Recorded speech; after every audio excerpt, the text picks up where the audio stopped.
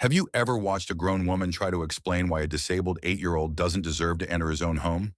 Because that's exactly what I witnessed when Linda Stevens, our HOA president, stood in my driveway with a tape measure and a clipboard, declaring my son's wheelchair ramp a non-compliant aesthetic violation.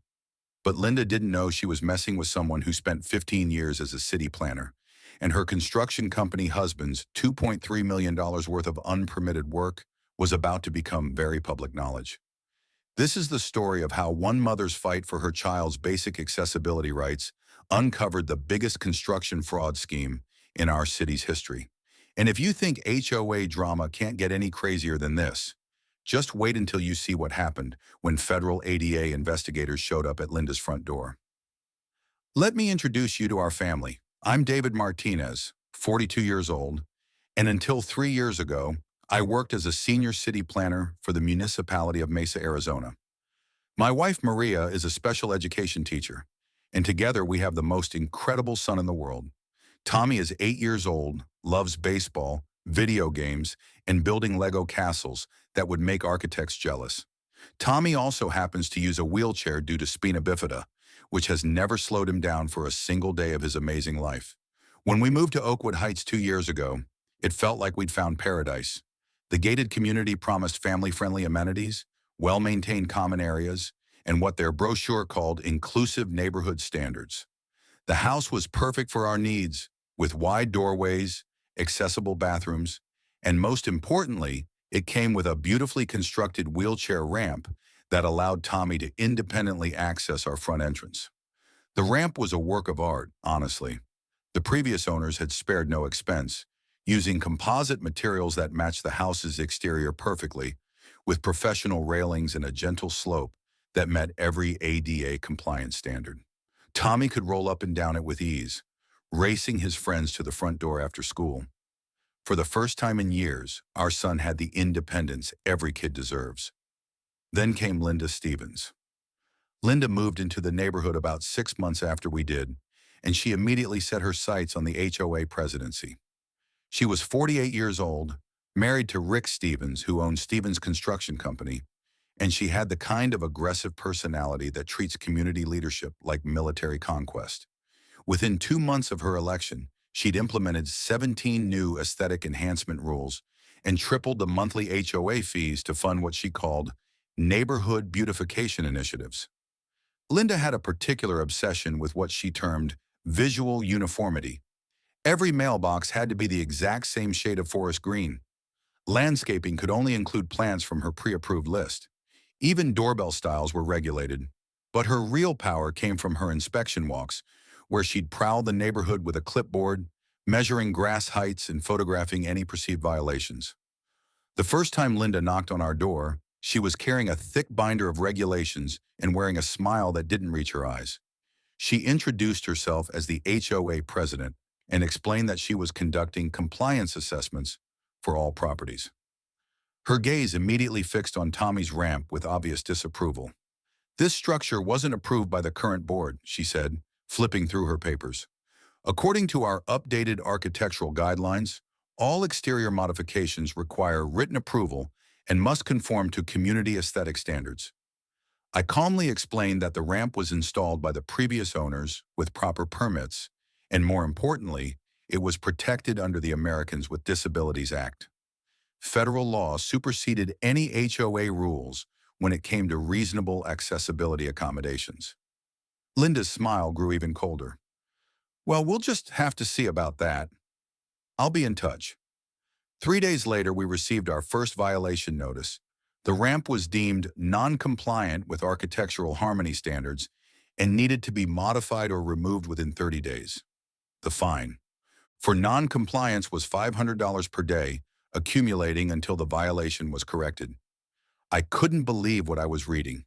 Maria was furious, and Tommy, who was old enough to understand what was happening, asked why the mean lady wanted to take away his ramp. That broke my heart more than any legal threat could. I called Linda immediately and tried to reason with her.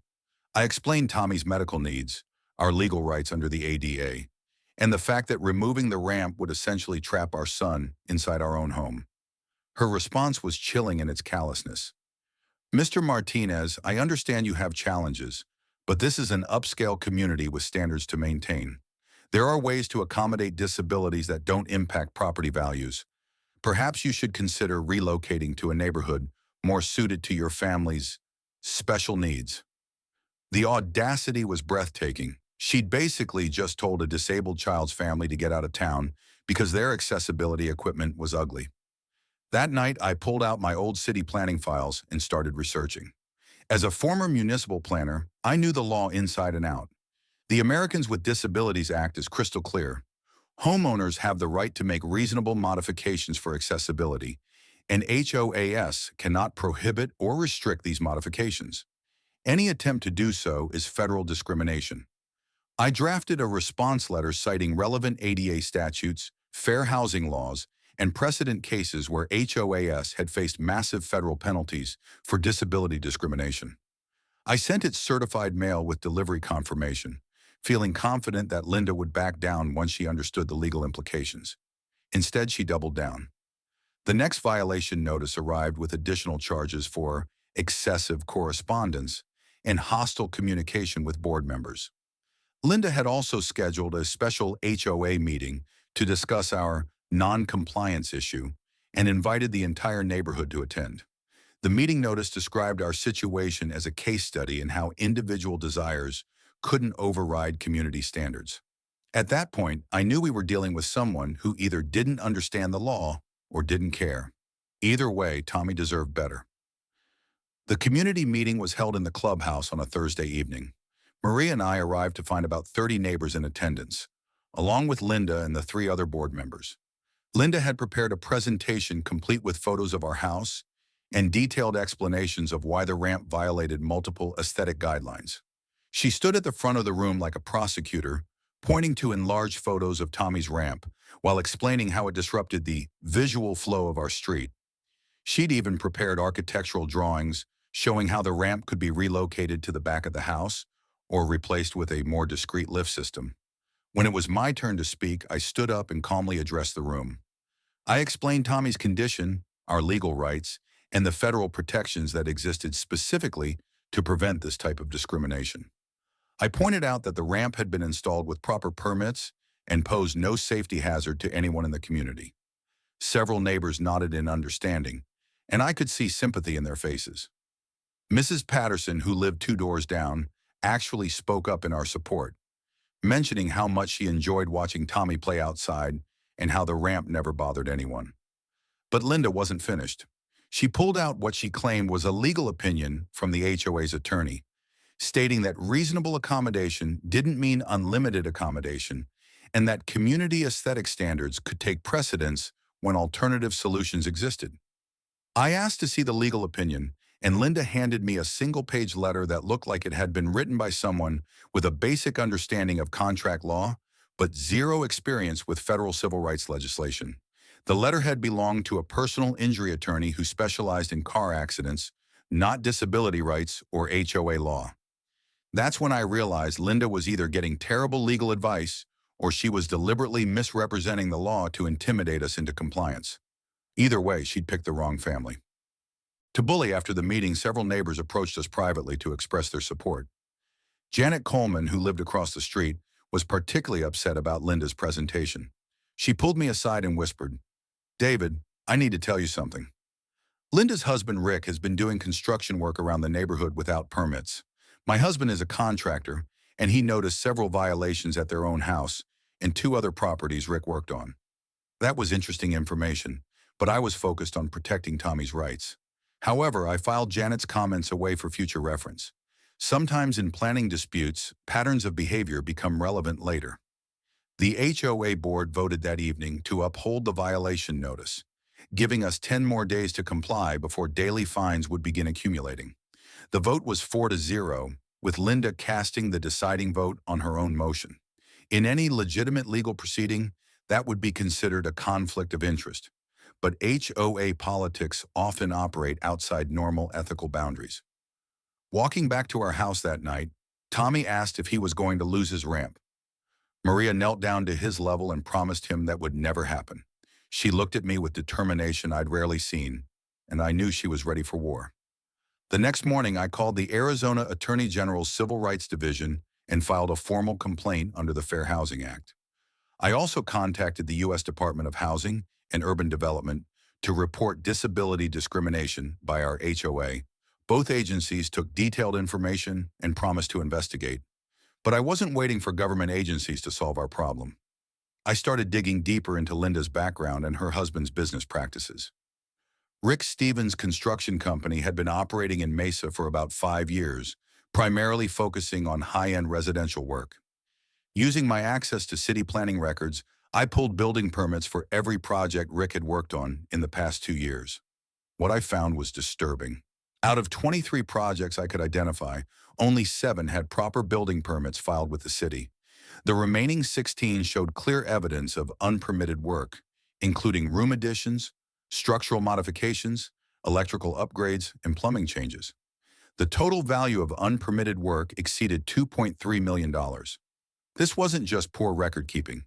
This was systematic permit avoidance, probably to save money on fees and inspections while cutting corners on building codes. In Arizona, unpermitted construction can result in stop work orders, fines up to $50,000 per violation, and requirements to tear down non-compliant structures. The most egregious violation was at Linda and Rick's own house.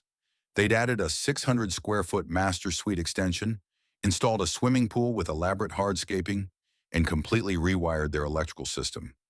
None of this work appeared in city permit records, despite being clearly visible from public areas and worth approximately $180,000. I also discovered that Rick was advertising his services as permit included on several contractor websites, essentially promising customers that he would handle all permitting requirements. If he wasn't actually pulling permits, that constituted fraud in addition to building code violations. Armed with this information, I made a decision that would change everything. I wasn't just going to defend Tommy's ramp. I was going to hold Linda and Rick accountable for their own violations while they were trying to destroy our family over a perfectly legal accessibility modification. The 10-day compliance deadline was approaching, and Linda had been calling daily to check on our progress. Each conversation grew more hostile, with Linda threatening escalating fines and legal action if we didn't remove the ramp immediately. On the final Friday before fines were scheduled to begin, I received a call from HUD informing me that they were opening a formal investigation into our complaint. They would be sending investigators to interview all parties and inspect the property within 2 weeks. Federal civil rights investigations carry serious weight, including potential criminal charges for willful violations. That same afternoon, I drove to the Mesa Building Department and filed a comprehensive complaint about Rick Stevens' construction company's unpermitted work. I provided addresses, photos, estimated project values, and documentation showing the pattern of permit avoidance. The building inspector, Wilson Murphy, reviewed my evidence and whistled softly. "This is significant," he said, flipping through the photos and addresses. "We've been getting occasional complaints about this contractor, but nothing this comprehensive. If half of this is accurate, we're looking at major violations." Wilson explained that the city would begin immediate investigations of every address I'd provided. If unpermitted work was confirmed, Rick would face stop work orders on all active projects, fines for each violation, and potential criminal charges for contractor fraud. More importantly, any work that didn't meet current building codes would have to be brought into compliance or demolished. This could easily cost Rick hundreds of thousands of dollars in corrections and lost business. I left the building department feeling like justice was finally within reach. Linda and Rick had spent months trying to force our disabled son out of his own home over aesthetic concerns, while simultaneously running a construction business that ignored basic safety regulations and legal requirements. The weekend before fines were scheduled to start, I decided to give Linda one final opportunity to reconsider. I called her Saturday morning and calmly explained that federal investigators would be arriving soon and that continuing to target our family for disability discrimination would likely result in serious legal consequences for her personally and the HOA. Her response was everything I expected and worse. She laughed and told me that federal agencies didn't care about local community standards. She claimed to have political connections that would shut down any investigation, and she warned me that my threats were being documented for potential restraining order proceedings. You picked the wrong neighborhood to pull this disability card bullshit, Linda snarled into the phone. By Monday afternoon, you'll be paying $500 a day until that eyesore comes down. And if you can't afford it, we'll put a lien on your house. Maybe then you'll understand that rules apply to everyone. That phone call was recorded because Arizona is a one-party consent state, and I'd learned to document everything in planning disputes. Linda's admission that she was targeting us for using the disability card was direct evidence of discriminatory intent. Sunday night, I tucked Tommy into bed and promised him that his ramp would still be there in the morning. He looked up at me with those trusting 8-year-old eyes and asked if the mean lady was going to go away. I kissed his forehead and told him that sometimes grown-ups have to stand up to bullies, even when it's hard. Monday morning arrived with Arizona sunshine and the sound of construction equipment, but it wasn't at our house. Across the neighborhood, city building inspectors were conducting surprise inspections at 3 different properties where Rick Stevens had done recent work. By 10 a.m., red stop work orders were posted at 2 job sites, and Rick's crew was loading equipment into trucks with confused expressions. Rick himself was running between properties, making frantic phone calls and arguing with inspectors. At 11 a.m., Linda called our house in a rage. "What did you do?" she screamed before I could even say hello. "Rick's entire business is being destroyed by some vindictive bureaucrat witch hunt, and I know you're behind it." I calmly explained that I'd simply reported construction that appeared to violate city building codes. As a former city planner, I had an obligation to report potential safety violations when I became aware of them. If Rick's work was properly permitted and up to code, the inspections would confirm that quickly. "You son of a," Linda snarled. "This is war. You want to play dirty? Fine. By tomorrow morning, your daily fines start, and they don't stop until that ramp is gone. We'll see who breaks first." She hung up before I could respond, but I was smiling. Linda had just declared war on a disabled child's family while her own house of cards was collapsing around her. Federal investigators were arriving Wednesday. City inspectors were finding violations everywhere they looked, and Rick's construction business was hemorrhaging money with every passing hour. The real battle was just beginning, but for the first time since this nightmare started, I felt confident about our chances. Tommy's ramp wasn't going anywhere, and Linda Stevens was about to learn that some fights aren't worth picking. Tuesday morning brought chaos to Oakwood Heights. Rick Stevens was standing in his driveway, red-faced and screaming into his phone, while 3 different city inspectors crawled through his house with clipboards and cameras. The unpermitted master suite addition that had cost him $80,000 was now subject to a demolition order, unless he could bring it up to current building codes, which would cost another $60,000 minimum. Meanwhile, Linda was doubling down on her war against Tommy's ramp. She'd hired a private security company to patrol our street, documenting every person who visited our house and taking photos of the ramp from every possible angle. She'd also distributed flyers to every neighbor, claiming our family was using disability manipulation to avoid community standards and warning that our special treatment would lead to property value decline throughout the neighborhood.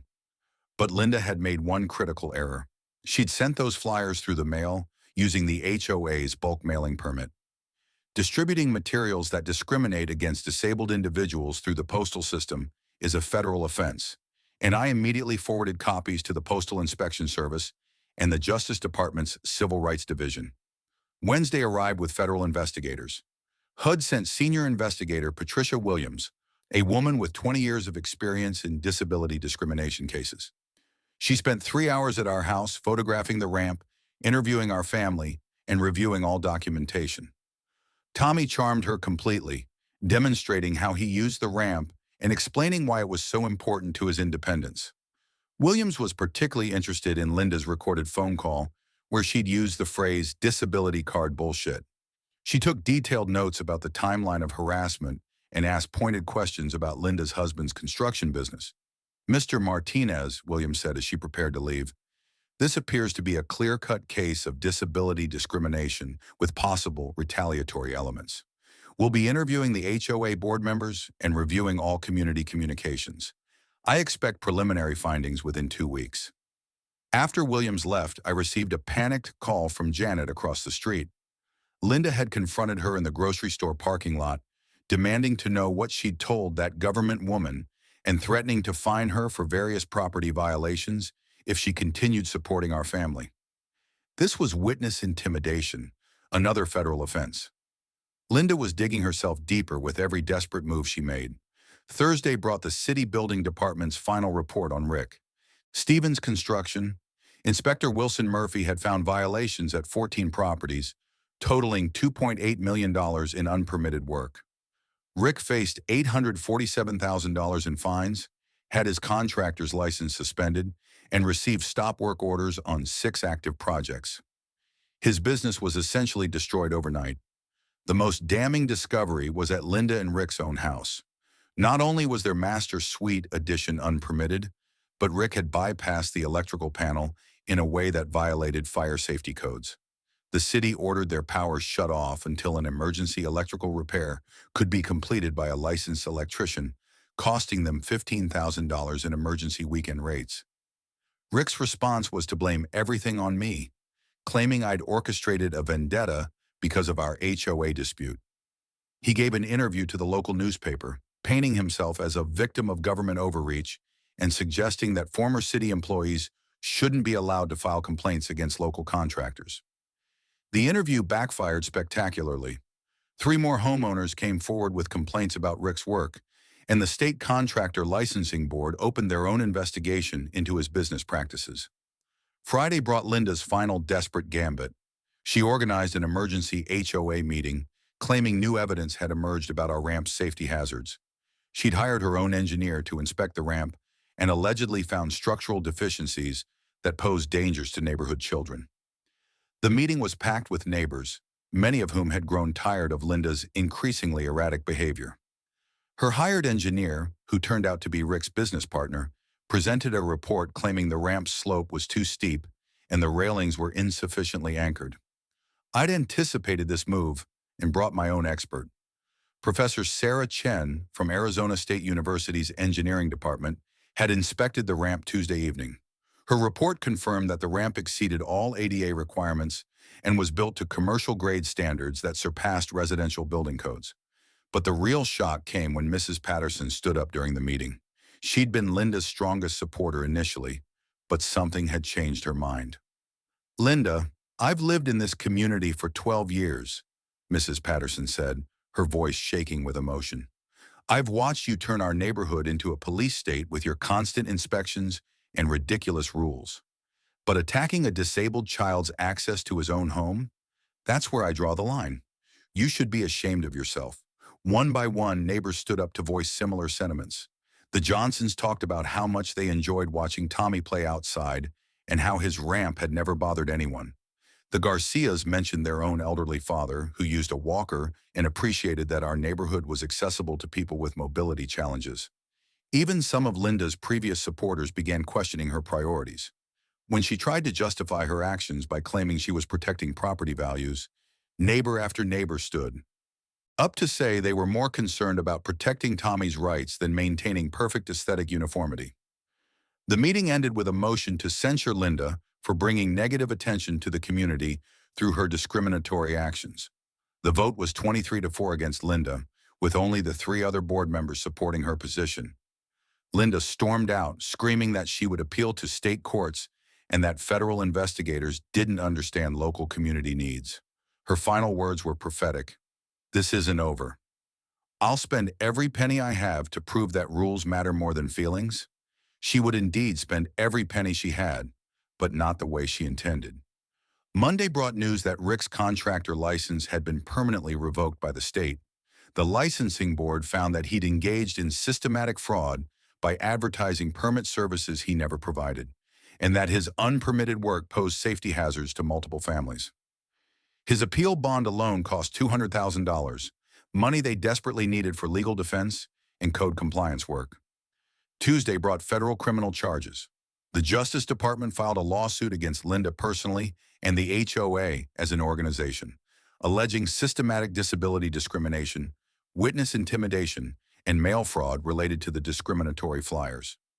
Linda faced potential fines up to $100,000 and possible jail time. But the real devastation came Wednesday when their homeowner's insurance company canceled their policy. The unpermitted electrical work voided their coverage, and the federal discrimination lawsuit made them uninsurable through standard carriers. Without insurance, their mortgage company began foreclosure proceedings. Linda's lawyer advised her to settle all federal charges immediately. Fighting would cost another $300,000 in legal fees they no longer had, and losing would result in criminal penalties on top of civil fines. Thursday brought Linda to our doorstep one final time. She looked exhausted, her perfect HOA president appearance replaced by the haggard look of someone whose world was collapsing. She asked to speak with Maria and me privately. "I want to apologize," she said quietly, her voice barely audible. "I never meant for things to go this far. I just wanted our neighborhood to look nice, and I thought rules were more important than individual situations. I was wrong." She explained that she'd agreed to settle all federal charges for $75,000 and would resign from the HOA board immediately. She and Rick were selling their house to pay legal fees and fines, and they planned to move out of state where Rick might be able to work construction again under supervision. "Your son deserves better than what I put your family through," Linda continued. "I don't expect forgiveness, but I wanted you to know that I realize how wrong I was." Maria, being the compassionate teacher she's always been, accepted Linda's apology graciously. She even offered to write a character reference letter for Linda's sentencing hearing, noting her willingness to acknowledge mistakes and make amends. 6 months later, the transformation of Oakwood Heights was complete. The new HOA board eliminated most of Linda's aesthetic regulations and implemented policies prioritizing accessibility and family needs over visual uniformity. They installed playground equipment designed for children with disabilities and added accessible pathways throughout the common areas.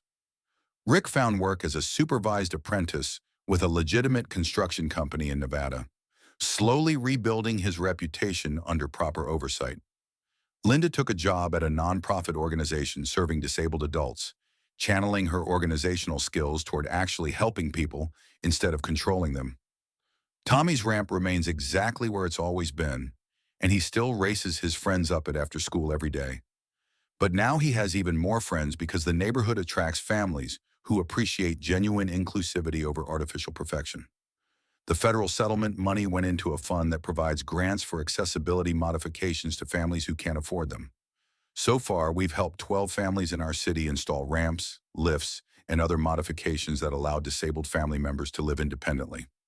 Maria and I learned that standing up for your child's rights isn't just about winning one battle. It's about creating a community where every child, regardless of ability, can feel welcome and valued. Sometimes that requires fighting people who've lost sight of what really matters, but the fight is always worth it when it opens doors for other families facing similar challenges. Tommy asked me recently why the mean lady had wanted to take away his ramp. I explained that sometimes grown-ups make mistakes when they care more about how things look than how people feel.